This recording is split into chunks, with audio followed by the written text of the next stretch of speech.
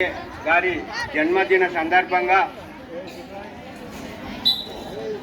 ఈ కార్యక్రమం ఏర్పాటు చేసిన నిర్వాహకులు ముఖ్యంగా శ్రీనివాస్ నాయుడు, జడల రాజు గారికి ప్రత్యేక అభినందనలు తెలియజేసుకుంటూ ఈ కార్యక్రమంలో పాలు పంచుకుంటున్నటువంటి ఎంఈఓ మేడం గారు, పాఠశాల ప్రధానోపాధ్యాయులు జిహెచ్ఎం గారు, మిగతా ఉపాధ్యాయులు, గ్రామ యువకులు, ఉప సర్పంచ్ నరసింహులు గారు, మిగతా పెద్దలందరికీ కూడా పేరు పేరున చిన్నారి విద్యార్థులకు పేరు పేరున హృదయపూర్వక అభినందనలు తెలియజేసుకుంటూ, సావిత్రిబాయి పూలే గారు 1832 సంవత్సరంలో ఒక కుగ్రామంలో, మహారాష్ట్రలోని ఒక చిన్న కుగ్రామంలో వారు జన్మించడం జరిగింది.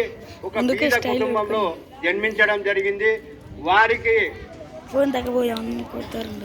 చిన్నప్పటి నుండి సమాజం పట్ల చిన్న వయసులోనే ఒక అవగాహన, స్త్రీ విద్య అనేది ఆ కాలంలో స్త్రీలకు చదువు అనేది ఉండేది కాదు.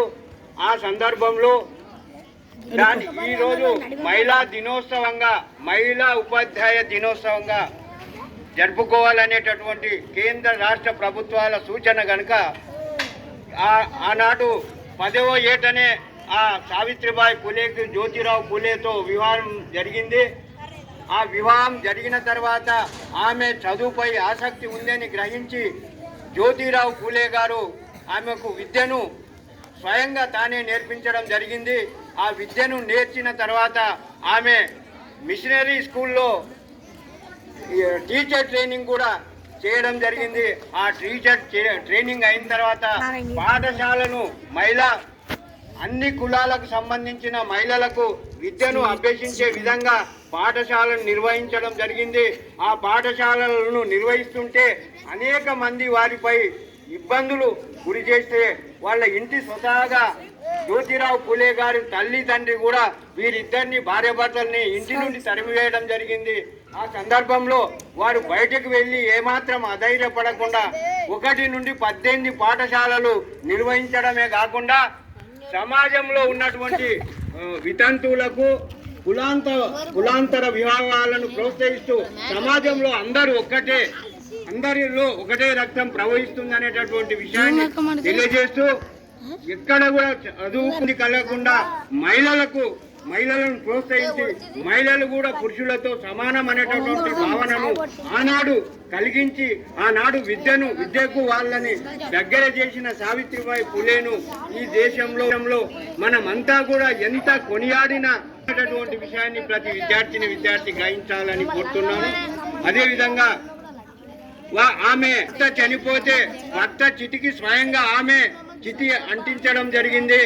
అటువంటి పరిస్థితి మాత్రం భర్త భార్య ఇద్దరే ఉంటే భర్త చనిపోయిన తర్వాత కూడా ఒంటరి జీవితంలో విద్యార్థులతో గడుపుతూ అనేక మందికి ఆర్థికంగా అనగారినటువంటి బలహీన వర్గాలకు, హరిజన గిరిజన బీసీ వర్గాల యొక్క విద్యార్థినులకు విద్యను ఎక్కడ కూడా విద్యకు దూరం కాకుండా వాళ్ళని విద్యలో ప్రోత్సహించి విద్య ద్వారానే ఈ సమాజం అభివృద్ధి సాధిస్తుందనేటటువంటి విషయాన్ని నొక్కి చెప్పి దాన్ని సార్థకం చేసినటువంటి చరిత్ర సావిత్రిబాయి పూలేకు మాత్రమే ఉందని చెప్పి ఈ సందర్భంగా తెలియజేస్తూ, అలాంటి ఒక గొప్ప ఆమెని నాయకురాలు, గొప్ప సామాజిక వేత్త మన సావిత్రిబాయి పూలే గారు 1897లో ప్లేగు వ్యాధి అనేటటువంటి చాలా భయంకరమైంది. ఆ వ్యాధి వస్తే ఊర్లే ఆ కాలంలో నాశనమయ్యే పరిస్థితి,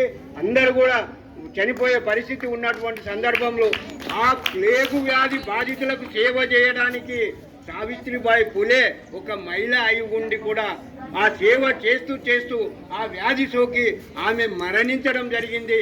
అంత గొప్ప చరిత్ర, అంత త్యాగధనురాలు, అంత ఈ ప్రజలకు సేవ చేయాలని బలహీన వర్గాల యొక్క విద్యాభివృద్ధిని ఆకాంక్షించి, వారి యొక్క ఆరోగ్యాన్ని ఆకాంక్షించి ఎన్నో రకాల ఇర్ఫాన్ చెప్పినట్ల రాళ్లతో కొట్టినా, కట్టెలతో కొట్టినా, ఎటువంటి బెదిరింపులు చేసినా, ఎన్ని దెబ్బలు తిన్నా తన యొక్క లక్ష్యాన్ని ఎక్కడ కూడా విడిచిపెట్టకుండా లక్ష్యాన్ని సాధించే వరకు పోరాటం చేసి ఈ మహిళా విద్యలో ఆమె యొక్క పాత్ర ఈ దేశంలో, ఈ రాష్ట్రంలో, ఈ సమాజంలో ఎల్లప్పుడూ కొనియాడబడుతుందనేటటువంటి విషయాన్ని మీరందరూ గ్రహించి భవిష్యత్తులో సావిత్రిబాయి పులే గారి యొక్క జీవిత చరిత్రను మనం పాఠ్యాంశంలో కూడా తప్పకుండా ఉంటే బాగుంటేనేటటువంటి విషయాన్ని మనం అందరం కూడా గ్రహించాల్సిన అవసరం ఉంది.